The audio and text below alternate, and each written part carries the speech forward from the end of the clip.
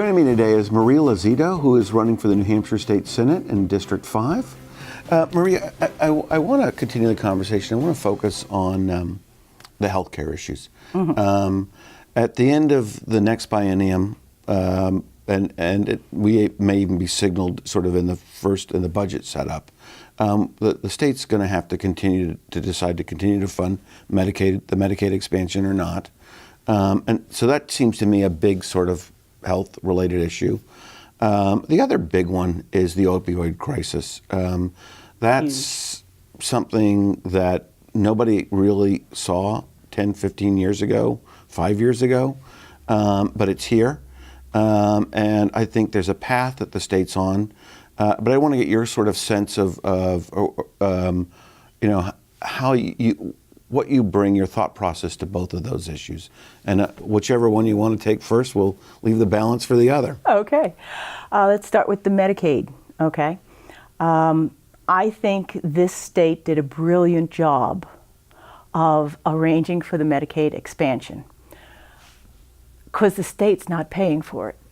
It's the agencies that want the Medicaid expansion who are fronting the money to see if it works. At the end of the 2 years, we'll see, did it work or didn't it work? If it worked, then we reapprove you guys fronting the money and doing it. So it's not coming out of taxpayers' pockets and more budget in Concord. If it didn't, the situation's settled. It's a loser.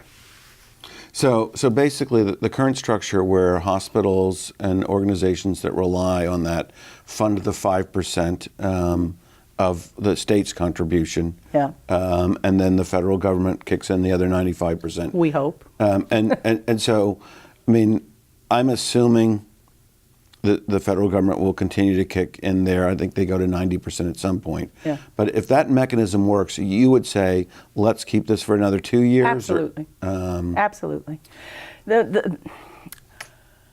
Despite the fact that Obamacare is supposed to have given everybody insurance, it hasn't. Okay? There's still people out there that don't have insurance.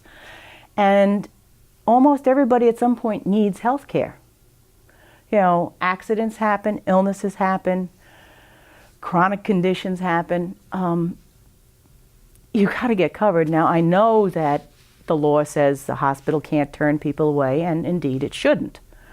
Because when people need the health care, they need it, and it should be taken care of. But the fact that hospitals and emergency departments and clinics had to eat that loss in the past isn't good. But this seems to me is probably about the best solution you could come up with, is the taxpayers aren't doing this, and it's not coming out of our pockets. But the ones who are going to gain from having this are fronting the money, and then they gain from it. So that seems to me to be the best possible solution. I think they did a very ingenious job doing that. Okay, so let's turn to the opioid crisis. And what's your thought process around that? That, I think, blindsided everybody. I don't think anybody expected this to, I mean, there's always been addiction, there's always been problems, but I don't think anybody expected it to explode like it has in the last few years. Right, it rips families apart, it ruins communities and families and kills people. You know, it's a very serious problem and it needs to be addressed.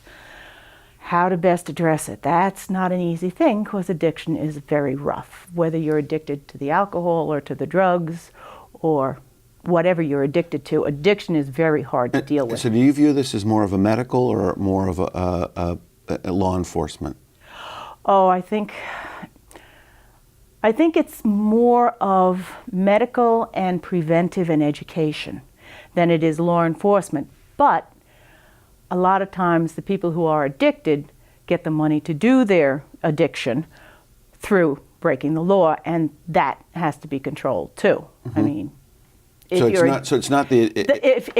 you were infinitely wealthy, then the addiction would be purely medical. Yes. It's when you steal something. It's when you break the laws, you hurt somebody, you steal, you mug, you rob, assault, you know, whatever else is going on. That's when it's a problem, and that has to be addressed from the legal end.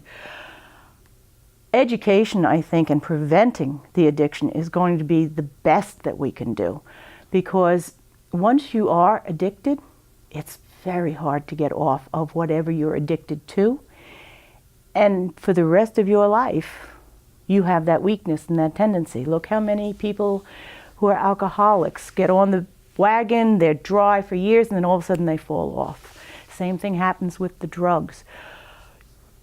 You may kick it, you're doing great, you've built your life back up, you've recreated a family and a support system, and say you get an injury and you get put on painkillers. Bam! Yep. You just lost everything you worked on, because now you're re-addicted and you got to go through the whole thing again to try to get off it. Prevention and education are the primary focus. We do have to have... I have to stop you with prevention and education. Okay. We're out of time in this segment. When we return, we're going to continue our conversation focusing on a variety of issues, so please stay with us.